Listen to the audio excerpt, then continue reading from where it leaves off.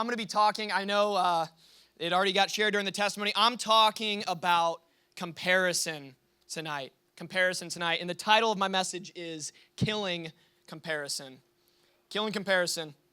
You know, chances are, if we're being honest, pretty much everyone in here, everyone in the room, at some point in your life, you've been very happy, like you've been satisfied with a gift or something that you have until you look over to your left or your right and you see someone else that has it a little bit better than you. And then instantly you go from being thankful and appreciative and be like, this is amazing, to, dang, I hate that guy.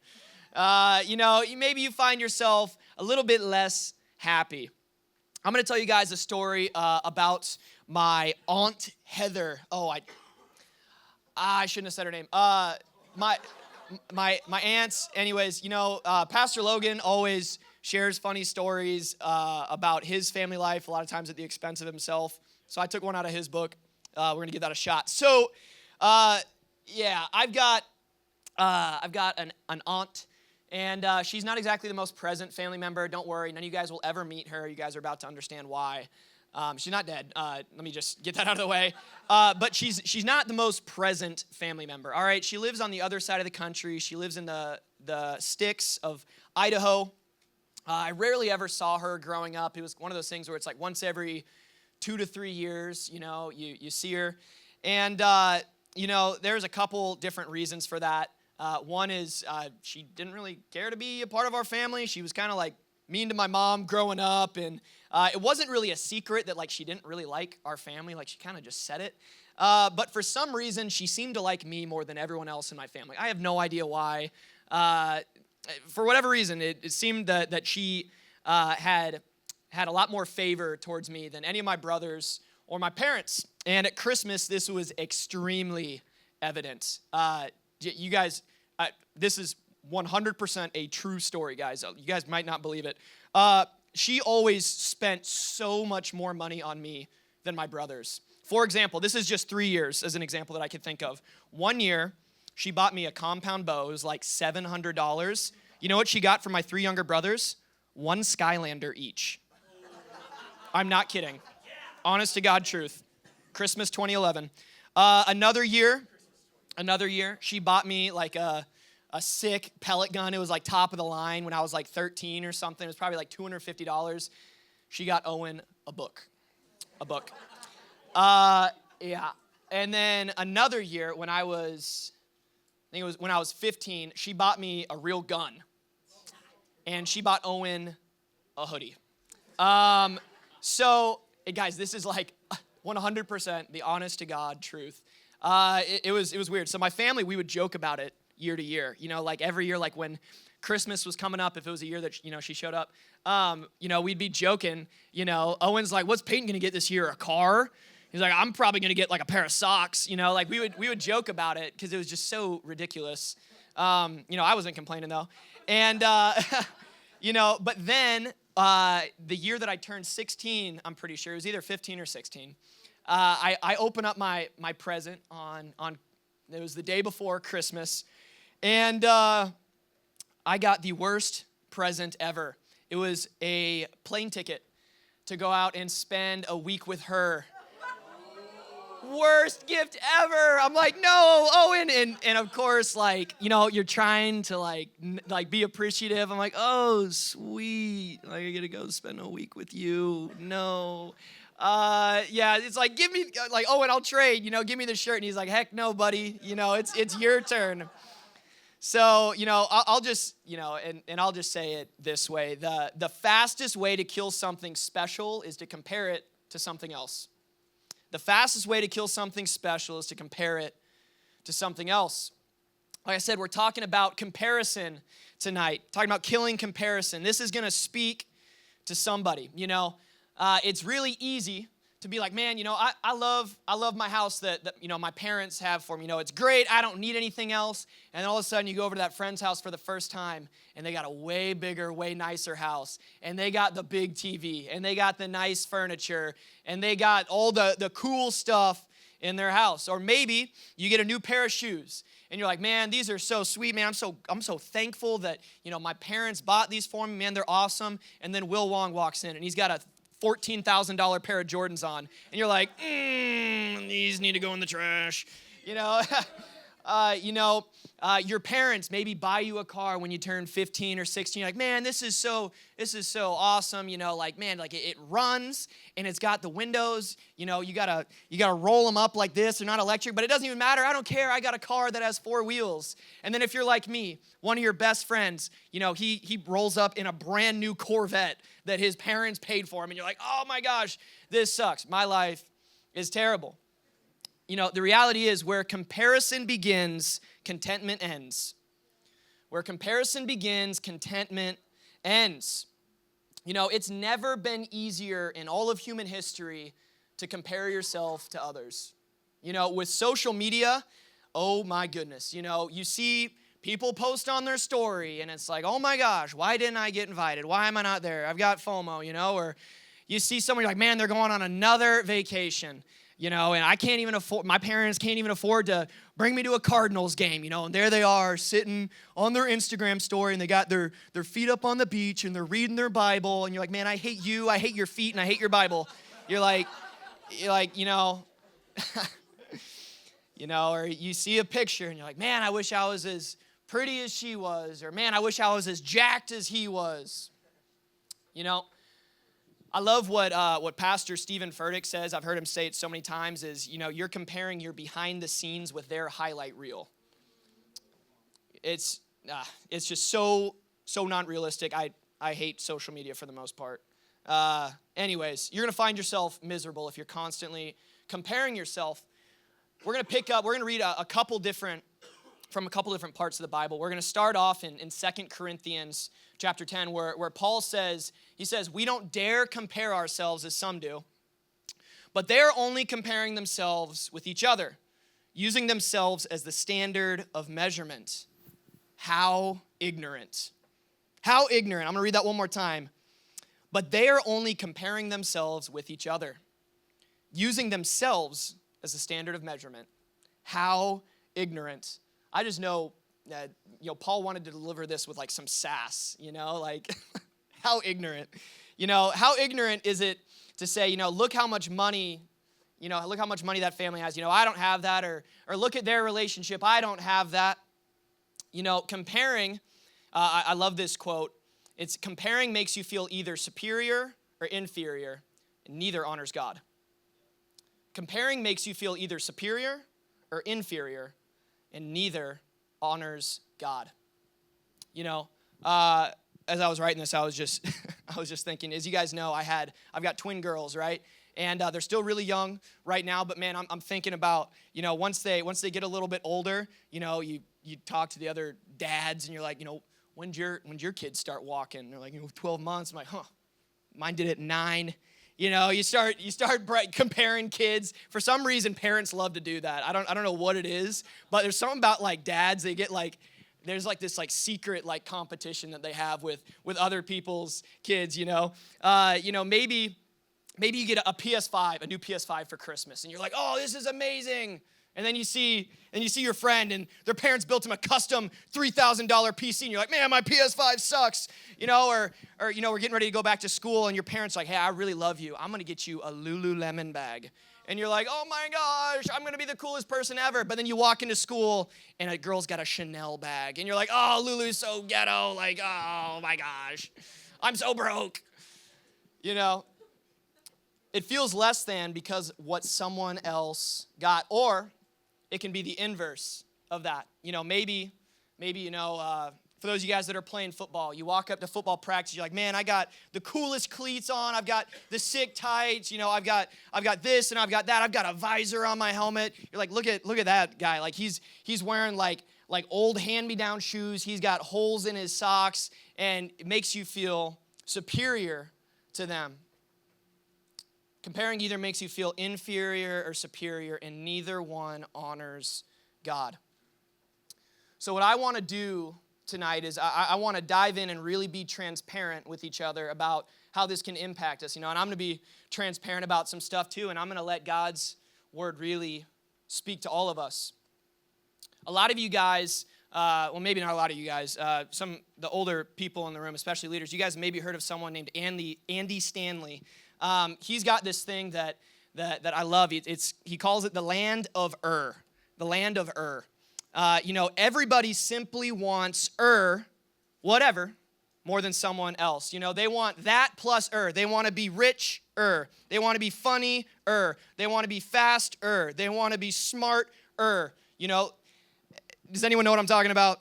You want whatever someone else has plus and I don't know about you guys, but I got a problem with Andy Stanley because I don't just want I want est. I don't want to just be faster. I want to be the fastest, Is anyone in there? Anyone in the room like that? Where you're like, I want to be the best at whatever I do, In Call of Duty, I don't want to just be greater. I want to be the greatest. Hallelujah. With my speaker, I don't want it to just be louder. I want it to be the loudest. That's why I got the sound box. But it's broken right now, and hopefully it comes back in the mail on Monday. But, can anyone in the room be honest tonight that comparison is something that you can just naturally struggle with? All my competitive people in the room. Okay, we got a lot of competitive people. Where was that at camp? At least with the boys. Woo! Throwing some shade. There we go. Hey, you guys were honest with me. I appreciate that. It's so easy to get stuck in that mental sickness cycle of I want whatever that person has plus more, and we're going to look at some more scripture that's not only powerful, and we're not just going to learn stuff from it, but I actually think it's pretty hilarious, I think the older you get, the more you can just relate with so many people in the Bible, and you remember that the people in the Bible, like, they're real people too, and like, there's dinguses in the Bible, and there's people who have like zero social awareness in the Bible as well. And you guys are going to see what I'm talking about. So I remember when I was in Bible school, one of my professors told me, they were like, yeah, Peter and John, they didn't like each other. And I was like, what? Like, they're disciples. They were both with Jesus. What do you mean they don't like each other? And he's just like, he explained it. And, the more that I read about Peter and John just, over the years, I think it maybe wasn't that they didn't like each other, but I think there was like almost like a quiet or maybe not so quiet competition between the two, between Peter and John. In fact, if you look throughout, especially John's gospel, you'll see like, hey, I got to sit next to Jesus. I was the closest one to Jesus, who's his favorite? And this little kind of competition begins to arise between the disciples, especially Peter and John. And, this is just my opinion, but I think the disciple John was mad annoying. All right, like, I'm just being transparent. If I was around the disciple John back in the day, I would probably think that he was super annoying. And I'm going to tell you what, guys, why Peter probably didn't like John. First of all, John refers to himself in the third person. Oh, my gosh. That's just annoying, just period. If you ever refer to yourself in the third person and you're not making like a intentional cringe TikTok, you need Jesus. So John not only refers to himself in the third person, but you guys know what he calls himself? He calls himself the disciple who Jesus loved. Like, are you kidding me? How fugazi is that? Like, can you imagine?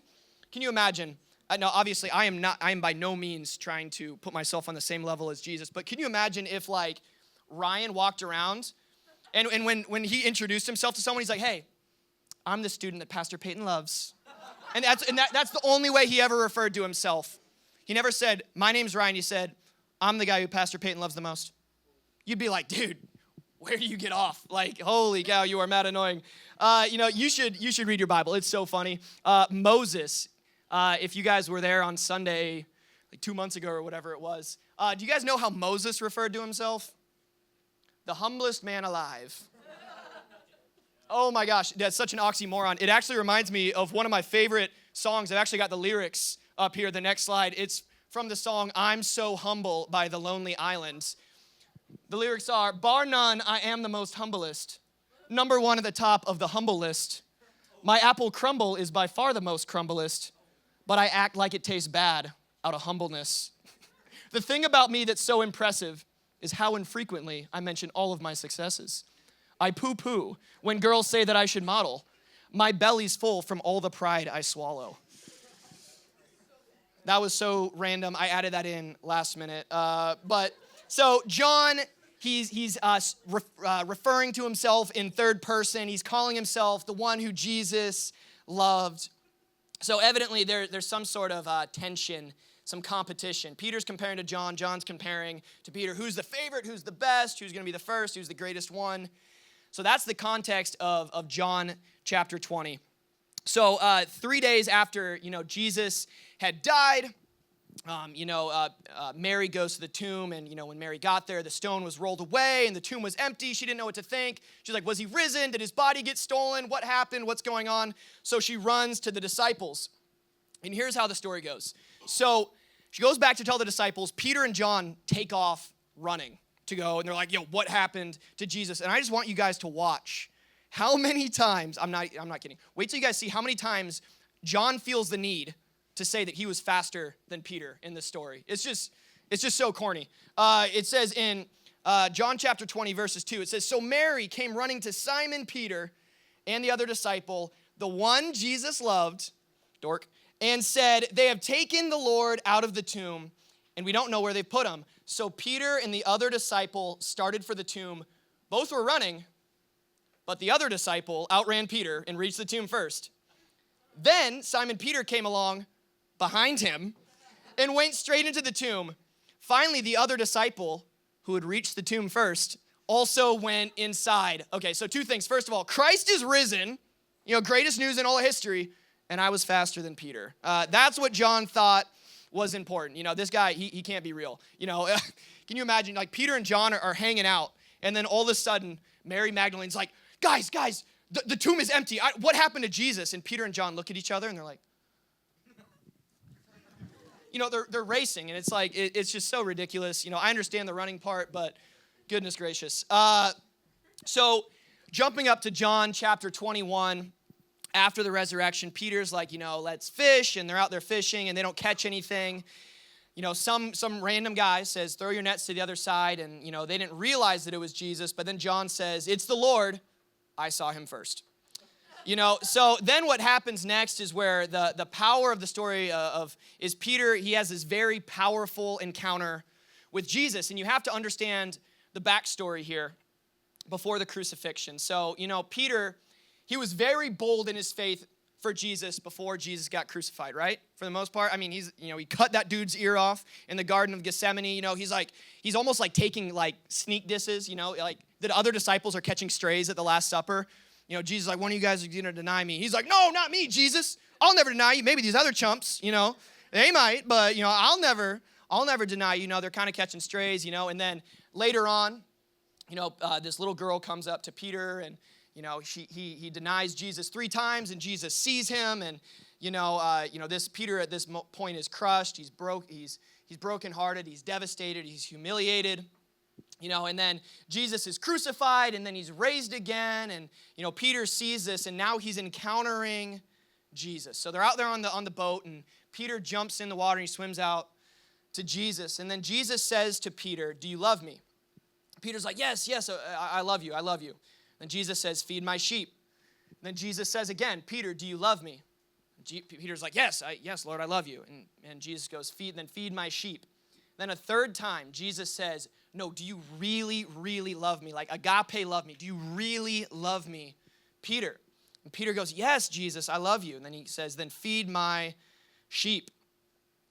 And that's where we pick up the story in verse 20 of chapter 21. It says, Peter turned around and saw behind them the disciple Jesus loved. John saying this.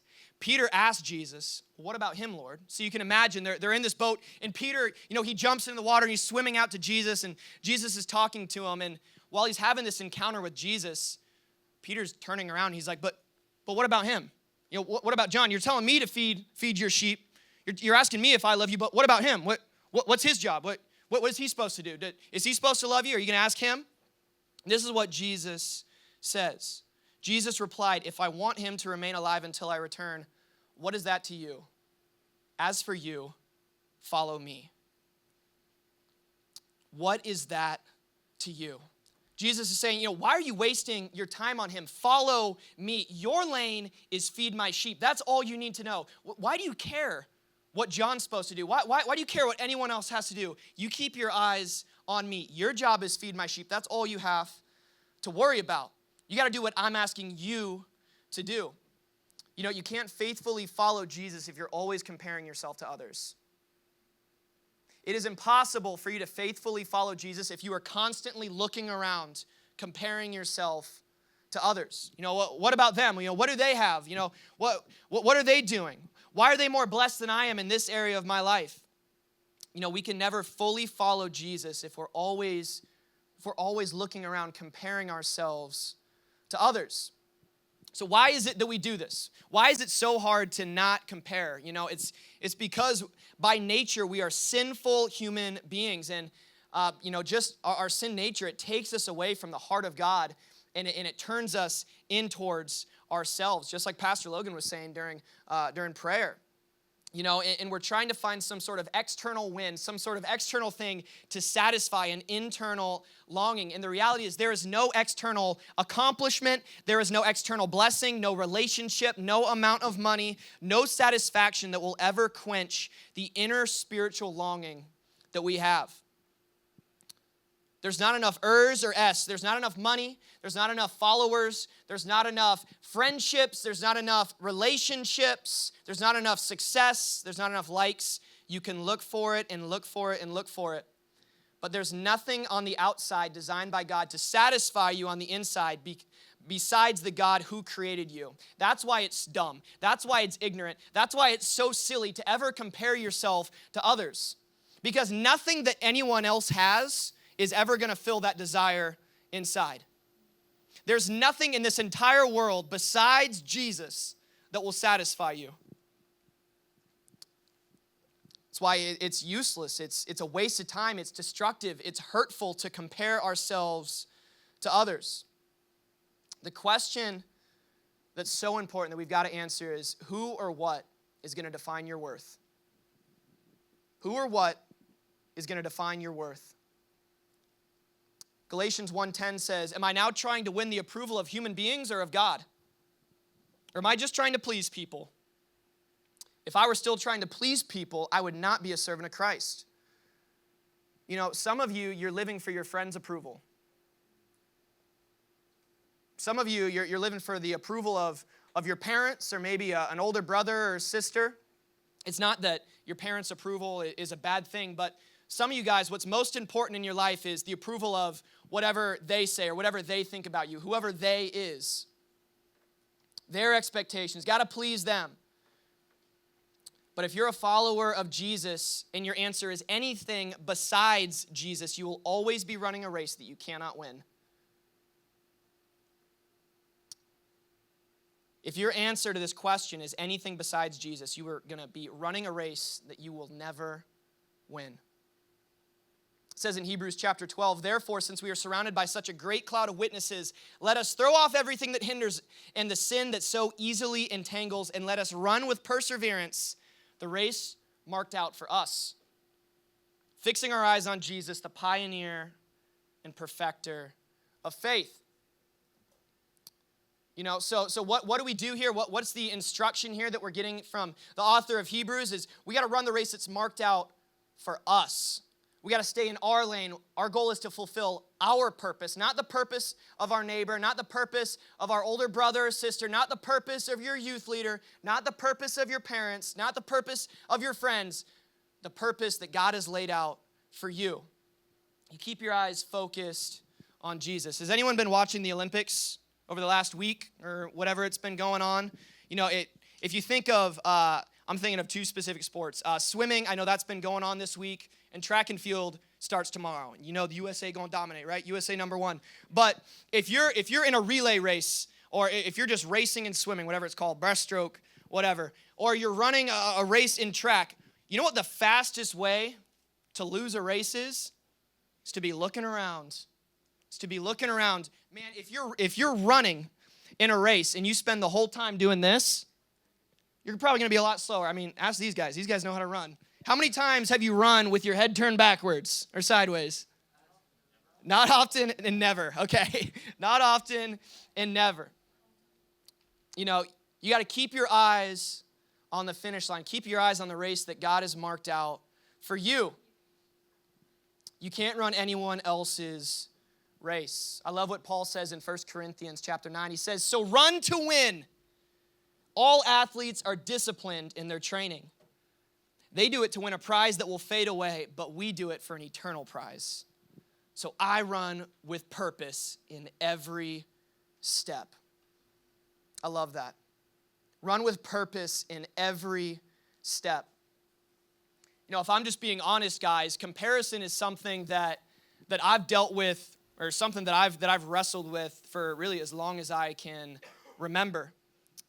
You know, and it's even something that I still need to check myself on. You know, if I'm just being completely transparent, there's been times since I've been a youth pastor that I've compared where I'm at in life and compared what God's called me to do to someone else's race in a non-healthy way.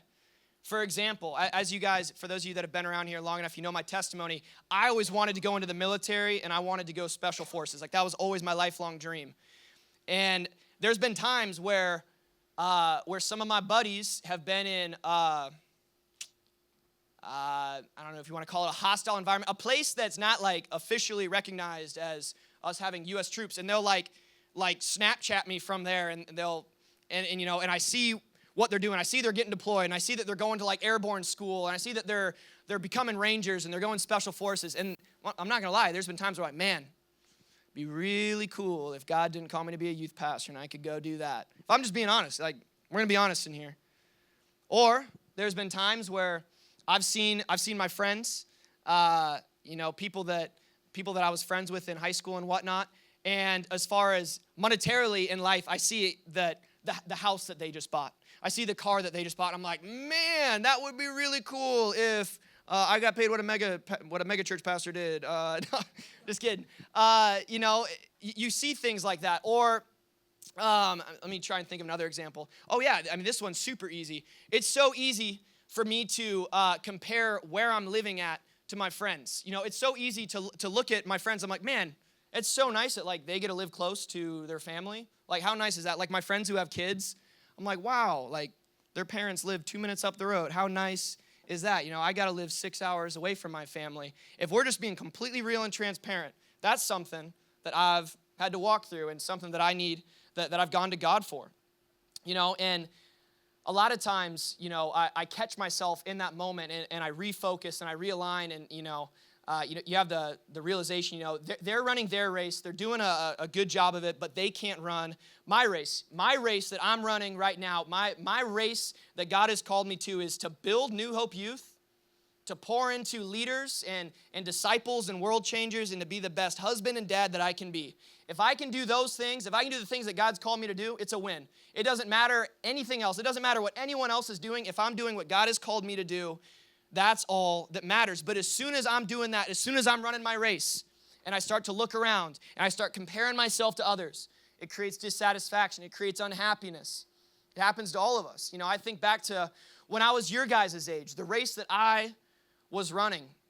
What I felt like my job was to do was to live a godly, upstanding life. This is when I was in middle school and high school. So to live a godly, upstanding life was to tell people, especially my friends, about Jesus, to serve in the church, and to give my absolute best in school. That was my race. If I was living an upstanding, godly life, if I was telling my friends about Jesus, if I was serving my church, and I was doing my absolute best in school, that's all that I was called to do. I was satisfied with that. But, you know, when I was in school, I saw people who were maybe a little bit smarter than me, who maybe, you know, they got a 4.0 without even trying. And, you know, I see them and they're getting accepted to schools like West Point and like Harvard, and they're doing these crazy things. Or, you know, they go to school and they've got a way nicer car than I do. Or they're better at sports. A lot of people were better at sports than me. You know, it's so easy to compare yourself to someone else and then become dissatisfied.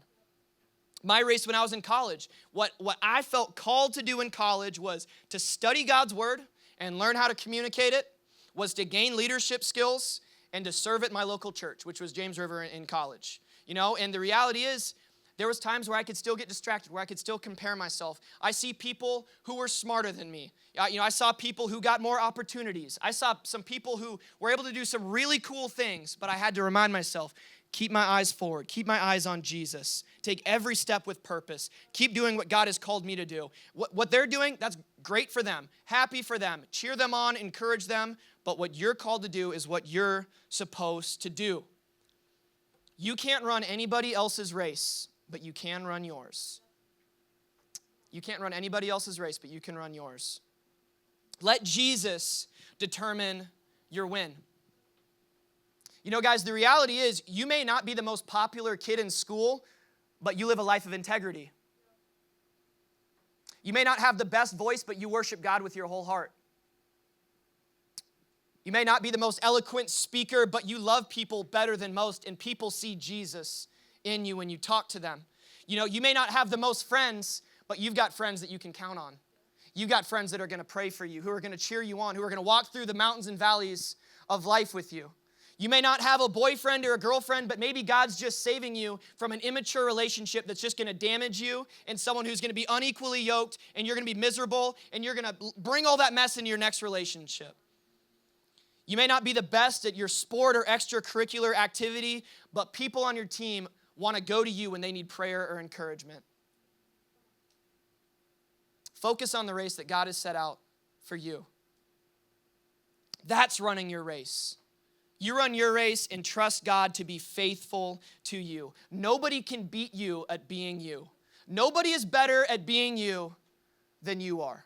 Whatever God has called you to do, you pursue that with everything within you. Purpose in every step, not looking to the side, your eyes on Christ, running towards the prize.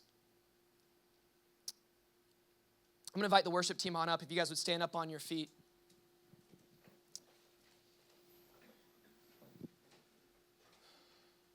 You guys may be sitting here and you're thinking, so what do I do? How do I do this? I understand I'm supposed to run my race. I'm not supposed to compare to others. What do I do? Man, wake up every single day with your eyes on Christ. It's like Pastor Logan was preaching on last week. Man, start your day. Man, maybe it's when you're getting ready. That's always something that's super easy for me, man. When I'm getting ready, I'm talking to Jesus, like, Jesus, give me your eyes today. God, help me to see things the way you see them. God, give me wisdom. God, give me discernment today. Start your day and say, God, help me to run my race. God, help me to do what you're calling me to do. That's who God created you to be. Recognize that Jesus will define your worth. Wake up every single day with the mindset, I've got a purpose to fulfill. I've got a mission to accomplish. I've got people to love. I've got people to tell about Jesus. I've got a youth group to build. I've got people to encourage. I've got to get closer to Jesus. This is my race. Whatever God's calling me to do, that's what I'm going to do. I don't care what anyone else is doing. Good for them, but I'm going to do what God has called me to do. And what's so cool is when you do that, at the end of your life, when you've run your race, as Paul says, I love it, you're not going to get an earthly prize, an earthly reward like you may do at a job or in a sport. You're not going to get an earthly prize, but you're going to receive a heavenly crown that never fades. A heavenly crown that never fades. If you guys would bow your heads and close your eyes. If you're in this room right now, and during this message, you felt kind of a tugging in your heart. You felt like things were getting brought up, whether it was situations, whether it was people, whether it was specific things, whatever it may be. Guys, that's conviction from the Holy Spirit.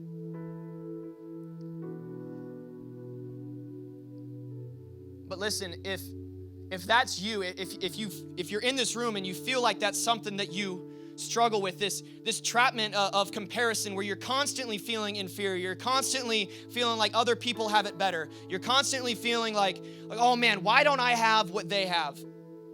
Or maybe it's the opposite way. Maybe you feel better than everyone else. Maybe you're like,